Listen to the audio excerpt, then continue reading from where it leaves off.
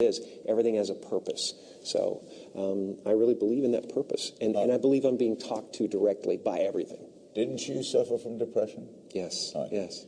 I'm on a manic high right now. Can't you tell?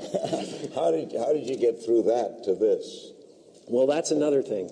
You know, at the risk of like opening up the whole Tom Cruise Prozac argument, I don't disagree in many ways. I think Prozac and things like that are very valuable to people for short periods of time.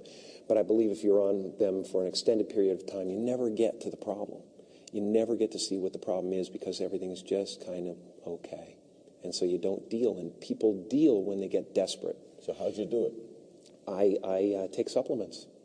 Vitamins? Yes, there is it is vitamins, but it's also certain elements of the brain like tyrosine and hydroxytryptophan that they're treating depression with now. And it is a natural substance that's in your brain, but instead of being a serotonin inhibitor, which just uses the serotonin you have in Prozac and things like that. It just uses the serotonin you have, and it doesn't allow it to go back into the receptor. But it metabolizes your serotonin after a while, and you have to keep taking more and more to feel good.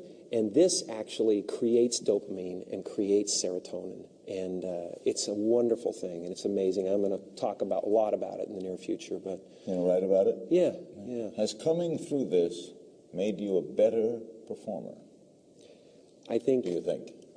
I think all experience. If you're a performer, if you're an artist, you ought to be able to take this table and make it into something.